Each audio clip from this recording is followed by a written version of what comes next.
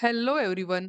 आप जब सोना खरीदते हैं तो आपको लगता होगा कि आप कोई कीमती धातु खरीद रहे हैं और ये आपकी वेल्थ बनाएगा। लेकिन क्या आपने कभी सोचा है ये सोना जो आप खरीद रहे हैं इसकी प्राइसिंग कैसे होती है? क्या अलग अलग कंट्रीज में सोने की प्राइस अलग अलग होती है या फिर कोई स्पेसिफिक बेंचमार्क है?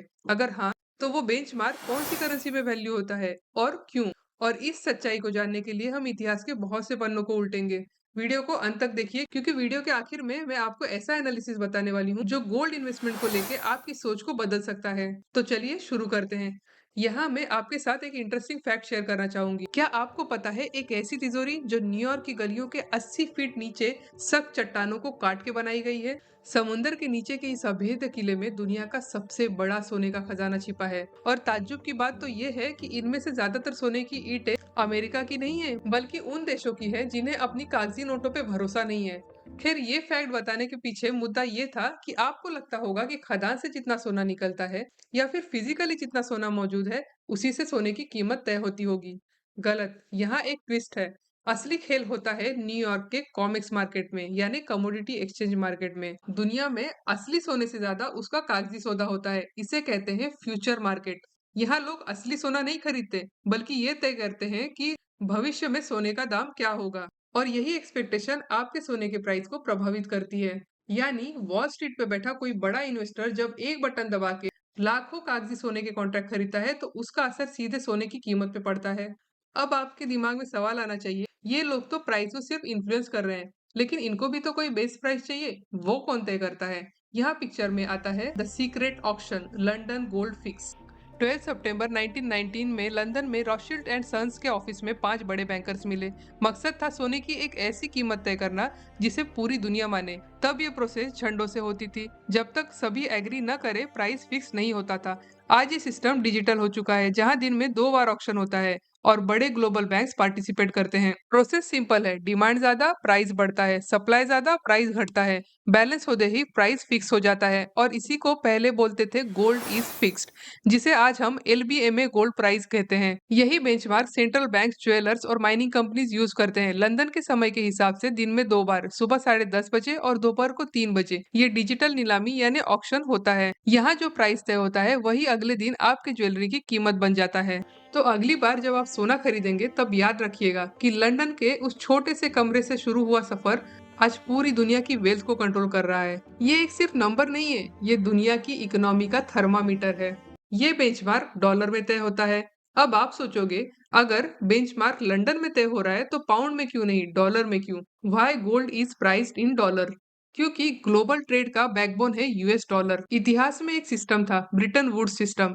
इसका नाम ब्रिटन वुड्स सिस्टम इसलिए पड़ा क्योंकि ये एग्रीमेंट ब्रिटन वुड्स नाम की जगह पर हुआ था। वर्ल्ड वॉर 2 के बाद इकोनॉमीज बहुत अनस्टेबल थी, इसीलिए एक स्ट्रॉन्ग और स्टेबल सिस्टम की जरूरत थी। यही डिसाइड हुआ था कि डॉलर ग्लोबल करेंसी बनेगा और गोल्ड से लिंक होगा। हालांकि 1971 में ये लिंक खत्म हो चुका था लेकिन डॉलर की डोमिनेंस बनी रही क्योंकि US इकोनॉमी तब भी सबसे स्ट्रांग थी और ग्लोबल ट्रेड मोस्टली डॉलर में होने लगा। लंदन और न्यूयॉर्क जैसे बड़े मार्केट गोल्ड को डॉलर में कोट करते हैं ताकि पूरी दुनिया में एक ही बेंचमार्क फॉलो करे। अगर हर कंट्री अपनी करेंसी में प्राइस सेट करे तो ग्लोबल ट्रेडिंग कंफ्यूजिंग हो जाती। ध्यान दीजिए, गोल्ड अमेरिकन नहीं है लेकिन डॉलर कॉमन प्राइसिंग लैंग्वेज बन चुका है।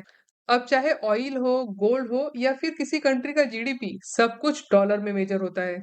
अब पूरी चेन समझिए, लंदन का गोल्ड रेट, न्यूयॉर्क का कॉमिक्स मार्केट का इन्फ्लुएंस, डॉलर और रुपी का करेंसी रेट, तब जाके मिलेगा आपको अपनी गोल्ड ज्वेलरी के अंदर के गोल्ड का फाइनल प्राइस। अब अगर आप भी सोना खरीदना चाहते हो और एक स्टेप बाय स्टेप गाइड चाहिए तो मैंने शॉर्ट्स में ऑलरेडी वो गाइड अपलोड कर दिया है, उसे रेफर जरूर कीजिएगा। अब क्योंकि आप वीडियो के अंत तक आ चुके हो, मैं आपको एक बोनस बात बताती हूँ जो आपको कोई भी फाइनेंशियल एडवाइजर नहीं बताएगा। हम जानेंगे क्या सोना आपको सच में अमीर बनाता है। चलिए आज के लाइव रेट से हिसाब करते हैं हैसियत test, cycle versus sports bike. आज अप्रैल 2026 में सोने का भाव 1.5 लाख के करीब है। अब पीछे चलते हैं 1970s के दशक में। उस वक्त 10 ग्राम सोना सिर्फ 200 के आसपास था। उन 200 रुपए में उस वक्त आप एक ब्रांड न्यू BSA साइकिल ले सकते थे जो उस वक्त की एक बड़ी हैसियत थी। अब आज की बात, उसी 10 ग्राम सोने की कीमत आज 1.5 लाख से ज्यादा है। क्या उस 1.5 लाख रुपए में आप एक अच्छी स्पोर्ट्स बाइक ले सकते हैं?